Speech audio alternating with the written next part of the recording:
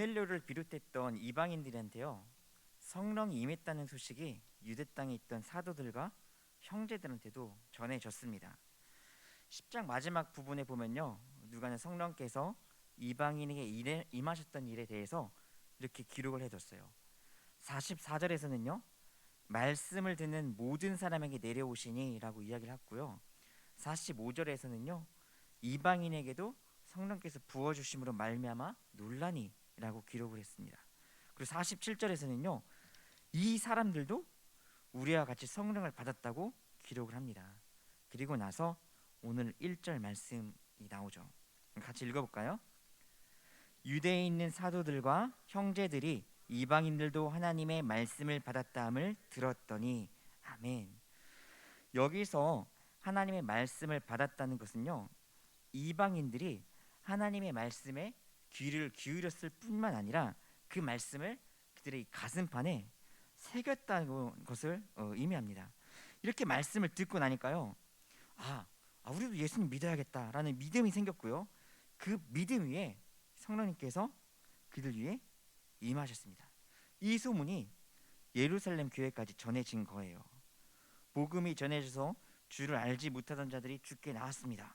어둠에 있던 자들이 빛의 자리로 나오니까 얼마나 감사한 일이에요. 얼마나 기쁜 일입니까? 그런데 예루살렘 교회는요, 이 소식을 듣고서 싸늘한 반응을 보입니다. 우리 2절 말씀 같이 읽겠습니다. 베드로가 예루살렘에 올라갔을 때에 할례자들이 비난하여 아멘. 베드로가 예루살렘에 도착하자마자 지금 할례받은 사람들이요, 베드로한테요 비난을 쏟아붓습니다. 1절에 나오는 것처럼 이방인들도 하나님의 말씀을 받았다는 소식을 들었지만 지금 이 사람들은요, 다른 것을 가지고 트집을 잡습니다. 3절을 같이 읽겠습니다. 이르되 내가 무할례자의 집에 들어가 함께 먹었다 하니 아멘. 여기에 이 비난했다는 말은요, 이 헬라어로 디아크리노라고 하는데요, 나누어 놓다, 구별하다라는 뜻을 가지고 있는 말입니다. 뭘로 구별해서 비난한 거예요? 이방인들한테도 하나님의 말씀을 들었던 그 말은 받았지만 그 말은 뒤로 하고요, 베드로가 이방인들이랑 식사를 했다는 것을 가지고 비난을 한 겁니다. 그럼 이방인과 밥 먹는 게 왜 잘못된 걸까요? 언제부터 이방인과 밥을 먹는 게 잘못된 일이 된 걸까요? 이스라엘이요, 이 가나안 땅에 들어갈 때요, 하나님께서 가나안 사람들을 진멸하라고 하셨습니다. 그들과 밥 먹지 말라고 하는 게 아니에요.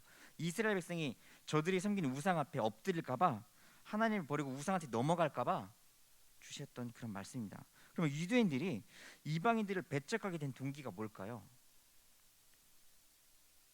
장로들의 전통 때문입니다. 하나님께서 주신 이 말씀을 좀 잘 지켜보겠노라고 자기들이 덧붙여서 만들었던 전통 때문에 일어난 일들이에요. 이방인들은요, 신에게 음식을 바친 다음에 그 바쳤던 음식을 다시 나눠 먹었습니다.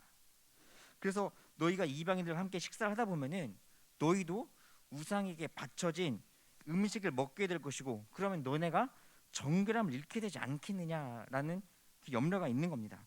그래서 이방인과 함께 식사하지 말라는 규정이 생긴 거예요. 이것 때문에 이방인들과 멀리 떨어져서 지내라고 하는 것까지 발전이 된 거죠. 그리고 할례자가 무할례자의 집에 들어갔다, 이걸 보면요, 이 사람들이 할례를 얼마나 중요하게 생각하는지를 또 알 수가 있습니다. 사람을 나누는 기준이 돼버린 거예요.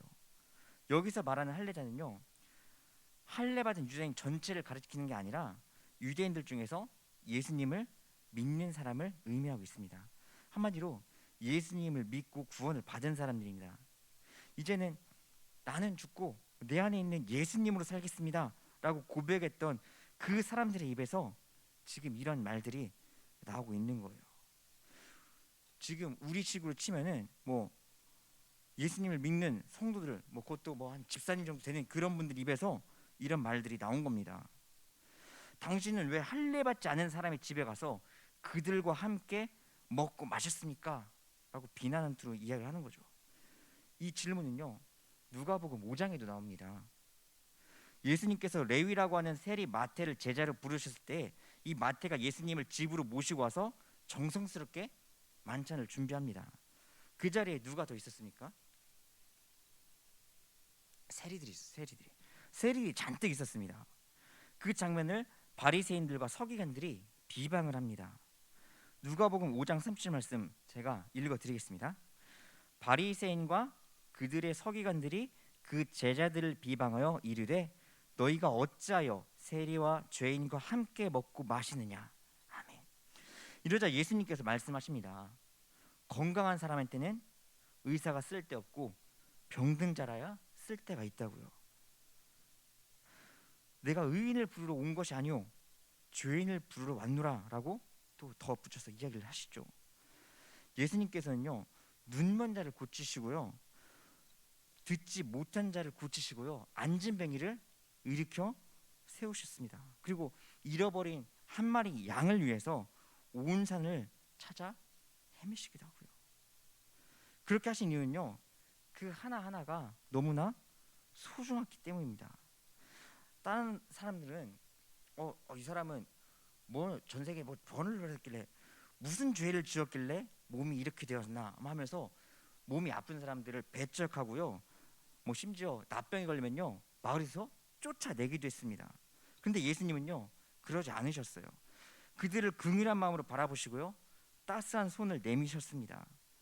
그들한테도 하나님의 형상이 깃들어 있기 때문에 그 사람의 영혼까지도 구원을 해야 됐기 때문에 그렇게 하신 겁니다. 이 한 영혼은요 유대인에게만 속한 것이 아니라 하나님께서 만드신 모든 사람들 만민에게 있다는 것을 보여주신 거예요.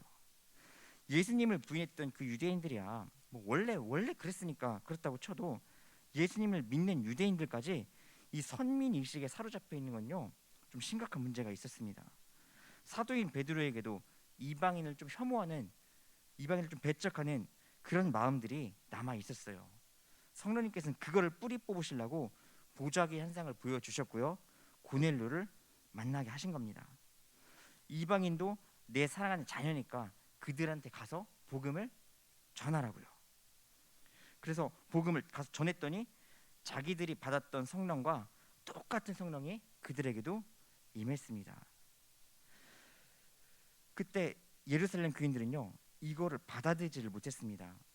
이유가 어찌됐든 간에 베드로가 먼 길을 가서 복음을 전하고 힘들게 돌아왔는데 뭐 수고했네 애썼네 이런 말은 없이 비방하는 말만 쏟아냈던 겁니다. 물론 이렇게 비방한 데는요 그들 나름대로의 또 이유가 있긴 합니다. 베드로가 이방인들과 함께 했던 일들이 예수 믿지 않던 일반 유대인들의 귀에 들어가게 되면은 베드로만 비난받는 게 아니라 예수님을 믿고 있는 이 예루살렘 교회의 교인들까지도 같이 싸잡혀서 도매급으로 넘어가 버리기 때문에 이렇게 좀 나를 세웠던 것 같아요. 너희가 베드로를 파송하지 않았느냐 이렇게 연대 책임을 물을 게 뻔했던 거죠. 게다가 지금 베드로가 교제를 나누고 온 이 고넬료라는 사람은요 일반적인 이방인이 아니었습니다. 이스라엘에 주둔하면서 이스라엘 백성을 통제했던 백부장이었어요. 뭐 우리나라로 굳이 변환을 시켜보자면 일제 강점기의 뭐 면장 정도 될까요? 군사를 움직일 수 있는 힘이 좀 더해져 있는 면장 정도라고 생각하시면은 비슷하지 않을까 싶습니다. 여튼 이 백부장과 교제하는 모습을 민족주의자들 열혈당원들이 그냥 내버려 두겠습니까? 예루살렘 교인들은요 그게 두려웠던 거예요. 그래서 우리가 베드로를 문책하지 않으면 예루살렘 교회가 로마와 협조한다는 그런 오해를 받을 거라고 여겼던 겁니다. 이때 베드로가요 옛날 모습 그대로였다면 어떤 반응을 보였을까요? 베드로는 원래 불과 같은 성정의 사람이었습니다. 예전 모습이었다면요 거품을 물고 또 칼을 빼들었을지도 모르겠어요. 근데 오늘 베드로가 보여준 모습을 보면요 굉장히 차분하게 대처하는 모습을 보게 됩니다. 차근차근하게 그동안 있었던 일에 대해서 설명을 합니다. 내가 한 것이 아니라 이 모든 일이 성령께서 이끌어 가셨다는 것을 알기 때문에 불같은 그 성격을 드러내지 않고요 차분하게 이야기를 할 수가 있었던 거예요. 그래서 지금까지 있었던 일들을 차근차근 설명하죠. 성령님께서 보여주시고 행하셨던 일에 대해서 이야기를 합니다. 이게 오늘 5절부터 17절까지의 내용이에요. 누가는요 원래 10장에서요 이 모든 내용들을 한번 다 다뤘었습니다. 근데 11장에서 똑같은 내용을 한 번 더 기록을 하고 있어요. 누가가 이토록 길게 지면을 할애해가지고 똑같은 내용을 반복한 이유가 뭘까요? 강조하고 싶은 겁니다. 네. 중요하니까요. 그리고 이렇게 설명을 해야 이 사람들이 이해를 할 수 있기 때문에 그렇습니다. 베드로도 처음에는요 이들과 똑같이 생각했어요. 그러나 베드로도 성령님께서 이끄시는 그 과정을 거치고 나니까 뒤늦게 깨달았던 것처럼 이 사람들한테도요 이런 설명이 필요하다고 여겼던 것 같습니다. 그래서 천천히 처음부터 지금까지 쭉 있었던 일들을 다시 한번 정리해서 알려주고 있는 겁니다. 내가 욥바에서 기도할 때 성령께서 환상 하나를 보여주셨는데 하늘에서 큰 보자기 같은 것이 내려왔습니다. 그런데 그 보자기 안에 있던 부정한 것들이 잔뜩 들어있는데 마침 하늘에서 소리가 나기를 베드로야 잡아 먹어라. 주여 그럴 수 없나이다. 또다시 하늘에서 소리가 들려오기를 하나님이 깨끗하다 하신 것을 내가 부정하다 하지 말라. 그럼에도 불구하고요 베드로는 이거를 먹지 않았습니다. 하나님의 명령임에도 불구하고요 나는 지금까지 먹지 않았고 앞으로도 먹지 않을 것이기 때문에 먹지 않겠습니다 라고 하고 불순종했어요. 이 일이 3번이 있은 다음에 보자기가 하늘로 올라갔습니다. 그때 성령께서 이렇게 말씀하셨어요. 가이사랴에서 3사람이 너를 데리러 올 테니 그들을 따라가라. 내가 보낸 사람이니 의심하지 말고 그들을 따라가라. 저는 그때까지만 해도요 하나님께서 왜 이런 환상을 보여주시는지 이해하지를 못했습니다. 그러나 하나님께서 강권하셔서 순종하는 마음으로 그들을 따라갔고 고넬료의 집에 가서 그들과 만나게 되었습니다. 고넬료가 이렇게 이야기를 하더라고요.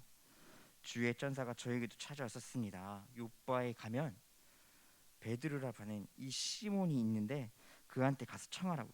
그러면 그가 너와 너의 온 집이 구원받을 만한 말씀을 너에게 전하리라. 자, 그 말씀을 듣고 사람을 보내서 베드로 당신을 저희 집에 모시고 온 겁니다. 그래서 제가 하나님께서 하신 일, 예수님을 보내시고 예수님께서 하셨던 그 일을 고넬료와 그의 집에 있던 사람들에게 전하니까 성령께서 그 집에 있던 사람들에게도 임하셨습니다. 그런데 그 모습이 처음 우리에게 하신 것과 같았다고 이야기를 하는 겁니다. 이만 성령께서 오순절 마가의 다락방에 불의 혀처럼 비둘기의 모습처럼 임하셨던 것처럼 고넬료의 집에도 똑같이 임했다는 것을요 강조하고 있는 표현입니다. 한마디로 우리에게 임하신 성령이 이방인들에도 똑같이 임하셨다는 그 이야기를 강조해서 하고 있는 거예요. 베드로는요 이방인들에게 성령께서 임하신 이 모습을 보고 예수님의 말씀이 딱 생각이 났습니다. 오늘 16절의 말씀이에요. 우리 같이 읽어보겠습니다. 내가 주의 말씀에 요한은 물로 세례를 베풀었으나 너희는 성령으로 세례를 받으리라 하신 것이 생각났노라. 아멘. 성령께서 우리에게 임하시면 우리로 하여금 말씀이 생각나게 해주십니다. 오늘 우리한테 그 상황이 딱 필요한 말씀, 오늘의 우리에게 딱 필요한 그 말씀을 떠오르게 해주세요. 왜요? 우리를 말씀대로 살게 하시려고요. 근데 여러분, 근데 그냥 떠오르는 게 아닙니다. 들은 게 있던지 읽은 게 있어야 떠오르지 않겠습니까? 그래서 우리가 지금 1년 지난 2022년도에도 성경 읽기를 함께 했고요. 또 들은 게 있으면은 딱 떠오르잖아요. 그래서 이렇게 예배의 자리에 나와서 말씀도 열심히 듣고 계시잖아요. 말씀에 능력이 있습니다. 말씀의 역사가 나타납니다. 하나님의 말씀을 많이 들으시길 바랍니다. 그리고 이 생명의 말씀을 많이 읽으실 수 있기를 소망합니다. 제가 2주 전에 성경 타자 통독 대회에 참가 신청을 하고요. 참가를 했어요. 지금 1,300절 정도 이렇게 친 것 같습니다. 3만 1,000 몇 절을 쳐야 다 이게 완독을 할 수 있던데 열심히 틈틈이 시간 나는 대로 쳐 나가고 있습니다. 아무튼 생명 말씀을 많이 많이 들으시고 읽을 수 있었으면 참 좋겠습니다. 그러면요, 이 성령님께서 매 순간 우리에게 필요하신 말씀을 떠오르게 하실 거고요. 그 말씀을 통해서 우리가 살아갈 수 있게 될 줄로 믿습니다. 성령께서 생각나게 하신 말씀으로 사는 삶이 믿음으로 사는 삶입니다. 이를 위해서 내 뜻대로 내 생각대로 사는 게 아니라 또 무슨 법사의 말에 막 귀를 기울이는 게 아니라 예수님의 말씀에 비춰 행동하고 예수님이라면 어떻게 하셨을까 생각하고 행동을 하는 것이 중요합니다. 베드로는 이제서야 성령께서 보여주신 환상이 뭘 의미하는지를 깨달았습니다. 구원의 은혜를 받았음에도 불구하고 이방인을 막 터부시했던 그 모습을 버리게 하시려고 자기에게 환상을 보여주셨다는 것을 알게 됐어요.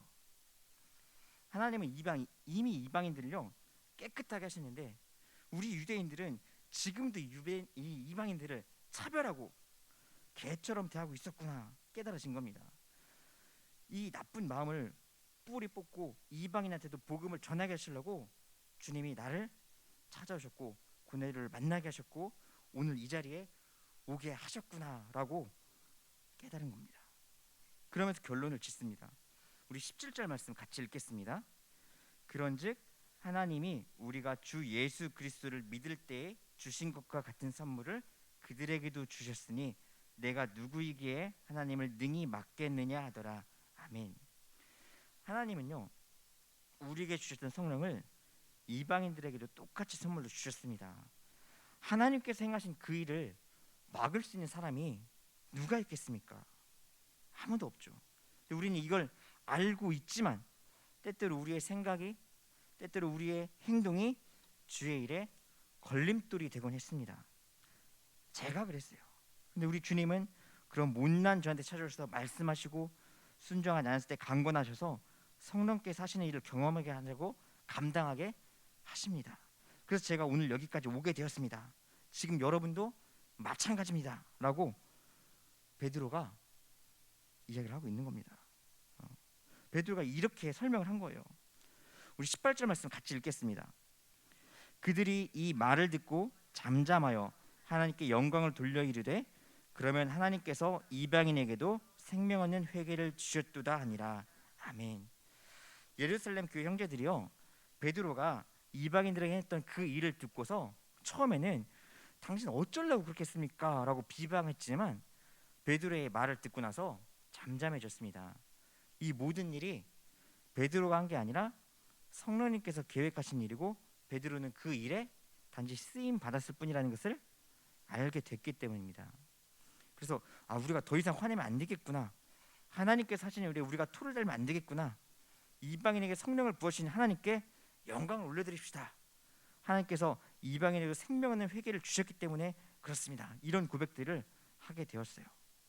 오늘 말씀을 통해서 베드로처럼 그리고 예루살렘 교회 성도들처럼 하나님께서 하시는 그 일에 믿음으로 동참할 수 있기를 소망합니다. 그래서 이방인들에게도 성령을 부어주신 것처럼 우리들도 성령 충만함을 받아서 서로를 사랑으로 섬기며 주님께 나와 예배드리기를 즐거워할 수 있기를 소망합니다. 우리가 이렇게 살아갈 때 우리 주님도 기뻐하실 줄 믿습니다. 우리 가족들, 우리 식구들, 우리 이웃들에게 헌신의 모습으로 사랑의 모습으로 서로 섬겨져 가지고요. 우리의 이 모습을 통해서 하나님께 기쁨이 될 수 있는 우리 사랑하는 우와 영생교회 모든 성도님들이 다 될 수 있기를 간절히 소망합니다. 기도하겠습니다.